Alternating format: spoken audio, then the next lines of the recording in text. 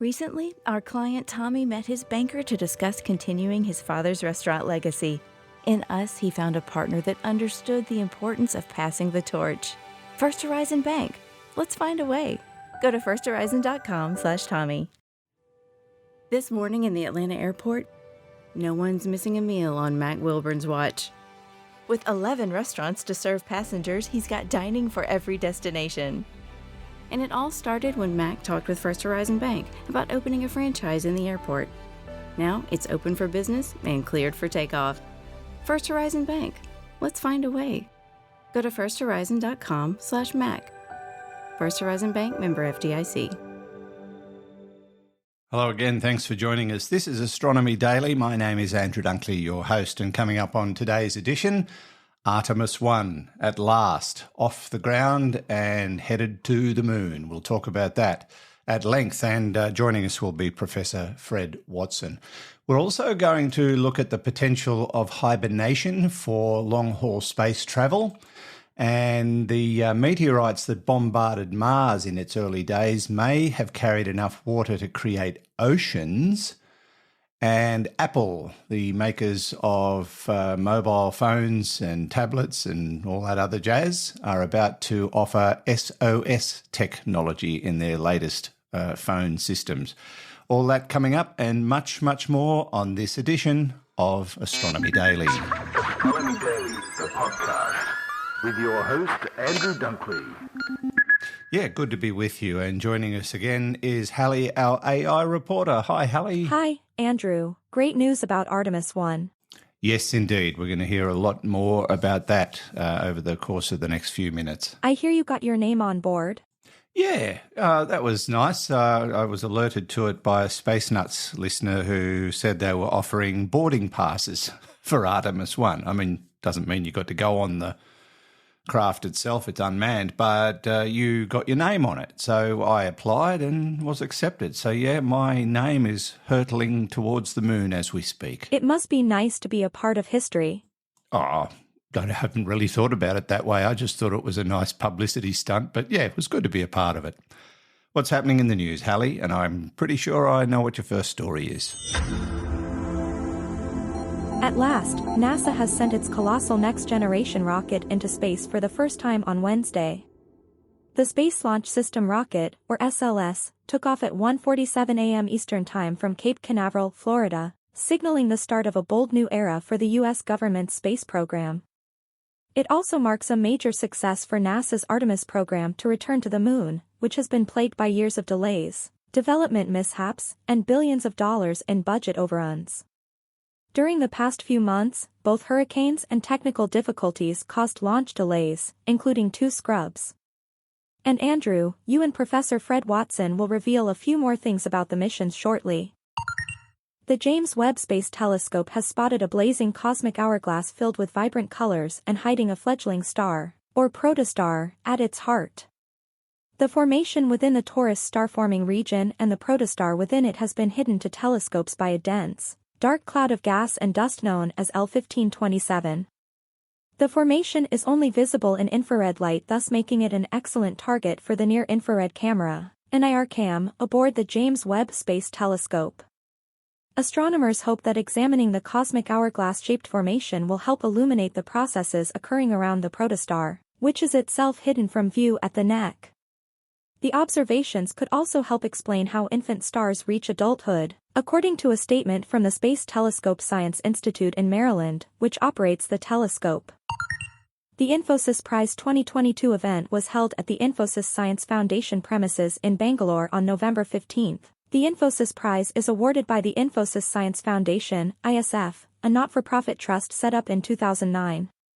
The annual award goes towards the outstanding achievements of contemporary researchers and scientists in 6 categories: engineering and computer science, humanities, life sciences, mathematical sciences, physical sciences, and social sciences.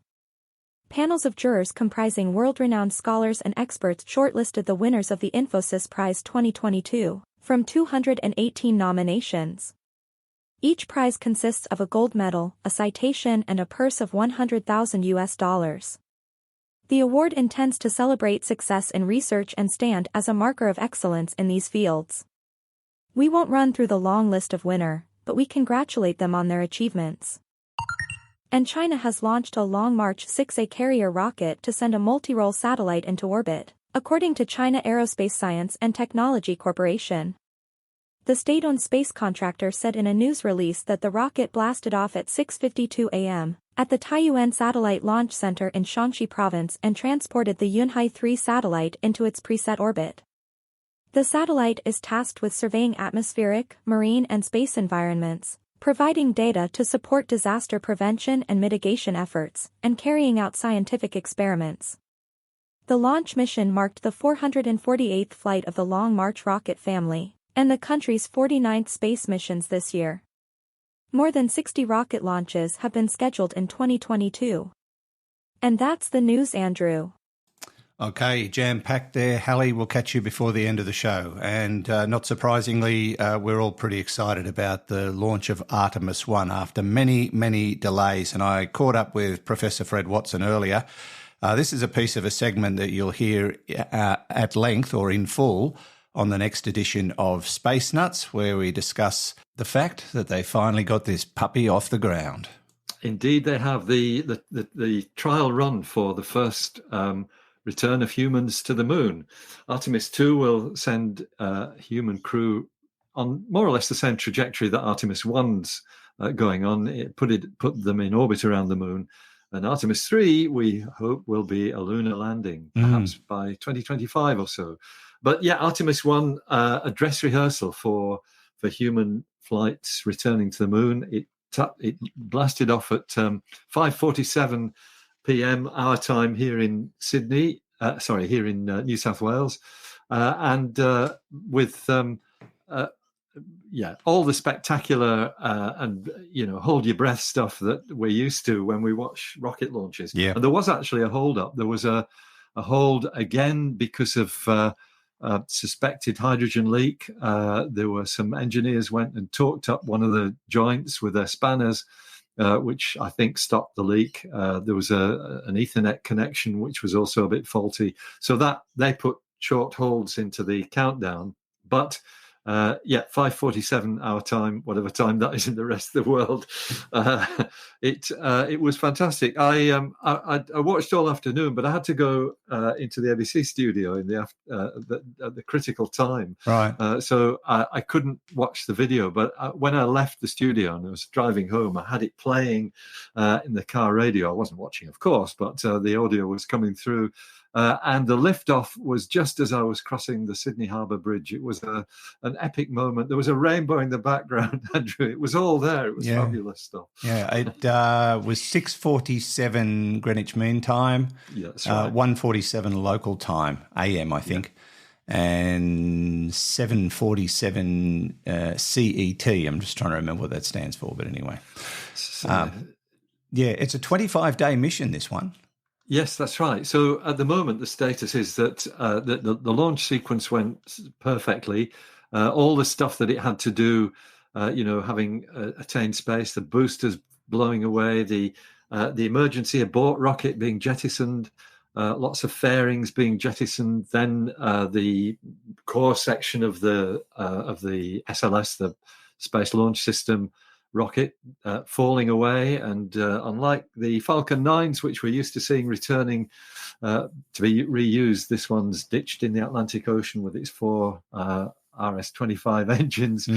Great shame, but never mind. But everything else then went according to plan, and the translunar injection, that's the bit where they squirt the rocket to put it on a path to the moon, that was perfectly flawless. I think about 7 hours after the launch, and now I believe it may have had a mid-course burn already, but we've got a 6-day, is that right? 3 to 5 days of coasting to the moon before it goes into this really wide retrograde orbit, going the wrong way around the moon. Yeah, which is a really interesting maneuver. I think it'll be in orbit around the moon for more than 10 days. And as you said, comes back on, I believe, scheduled for the 11th of December. That's what I've heard. I also heard it's actually going to go 40,000 miles past the moon. Is that right? Yeah, that's right. 60,000 kilometers beyond the moon. It's a wide orbit that's been put in. Yeah, that's Professor Fred Watson, astronomer at large for the Australian federal government. And you can hear the entirety of that story and a few other big yarns on Space Nuts due out today. Let's talk other news. Oh, and obviously we'll have more to tell you about Artemis-1 as that historic 25-day mission continues. Now, astronauts could be put into artificial hibernation, according to a report that's out today. And in this particular state, they'll be better protected from cosmic radiation. At the moment, there are already promising approaches to follow up these kinds of considerations. An international research team led by the Biophysics Department of the GSI Helmholtz-Zentrum in Darmstadt, nearly got there, now has found decisive indications of the possible benefits of artificial hibernation for radiation resistance. The research partners from Germany, Japan, the UK, US and Italy recently published their results in Scientific Reports, a journal of the Nature Publishing Group. And scientists call the state, which hibernating animals enter, torpor. In that state, life-supporting functions of an organism are reduced, body temperature is lowered, metabolism is reduced, and body functions like heart rate and respiration rate, oxygen uptake and all of that are slowed down, which apparently at a molecular level sees gene activity and protein biosynthesis reduce to a slower pace. Harmful effects of space radiation are a major challenge, especially for the future of long-term missions. And the majority of radiation doses are absorbed by crews in manned interplanetary missions is produced by galactic cosmic radiation, high-energy charged particles, including densely ionizing heavy ions produced in distant galaxies. The connection between torpor and radio resistance represents a highly innovative research approach, and their results indicate that synthetic torpor is a promising tool to enhance radiation protection in living organisms during long-term space missions. That sounds pretty exciting. The Astronomy Daily podcast with Andrew Dunkley. Now, we do know that at one stage in its history, Mars was not unlike Earth. It had an atmosphere, it had water and liquid oceans, rivers, streams, you name it. And who knows what else. Maybe it had vegetation. Maybe it had microbial life. We're looking for it at the moment. Well, it looks like they've found out that the meteorites that bombarded Mars during its early days in the inner solar system may have carried enough water to create a 300-metre deep ocean on the planet. Martin Bizarro of the University of Copenhagen in Denmark and his colleagues have been analysing the concentration of rare chromium isotopes known as chromium-54 in samples of meteorites that have come to Earth from Mars to estimate how much water was deposited on the red planet by asteroids. The uppermost layer of Mars contains chemical signatures of carbonaceous or C-type meteorites that bombarded it at its crust, solidified some 4.5 billion years ago. Because Mars isn't made up of large tectonic plates that move around, causing materials in the planet's interior and surface to churn, the chemical signature from the meteorites should be preserved in the rocks of the planet's crust. But the rocks from the mantle below should still show what Mars was like before the bombardment. And they say it's a bit like reading DNA. Carbonaceous-type asteroids have a very distinct chromium isotope composition relative to the inner solar system. And by looking at the difference between the amount of chromium-54 in samples of meteorites on Earth that have come from either the surface or the mantle of Mars, the researchers have estimated the total mass of the asteroids that originally collided with Mars. And bottom line is, the paper gives good evidence of the presence of C-type meteorites in the Martian mantle, but the meteorite samples might not be representative of the bulk of the planet's mantle material, but it might be enough to have created a 300-metre deep ocean at some stage, possibly even deeper, who knows. And finally, if you're an Apple phone user, you'll be excited by this news. Apple is extending its SOS via satellite service for iPhone 14 smartphones to parts of Europe in December. And the company said November 15th, after bringing the capability online across the United States and Canada, they were looking to expand. And the expansion will enable users outside cellular and Wi-Fi coverage in France, Germany, Ireland and the UK to send basic messages to emergency services in times of need. Customised components and software on Apple's latest iPhone models, the 14, 14 Plus, 14 Pro, 14 Pro Max, enable them to directly connect with one of 24 satellite global stars operating in low Earth orbit. I don't know if and when it will be rolled out to other parts of the world, including Australia, but as I've just snapped up a brand new iPhone 14, I certainly would love to have access to that kind of service. One of those things you'd love to have and hope you never need to use.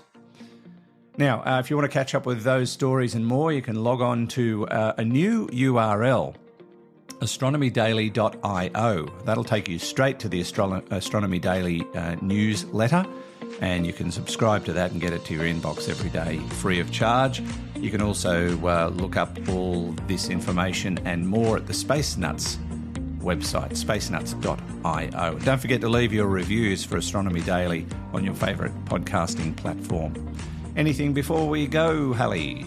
I've just been sitting here contemplating my existence, Andrew. Oh, really? Why would you be doing that? Because it's World Philosophy Day. Oh, okay, yeah. Well, that's a good day to think about your existence, I suppose. When you really get down to the nuts and bolts of it, how is their existence? There is a question. I'll have to think about that. That'll keep you busy till tomorrow. See you, Hallie. Bye. Until next time, this has been Andrew Dunkley for Astronomy Daily. Astronomy Daily, the podcast, with your host, Andrew Dunkley.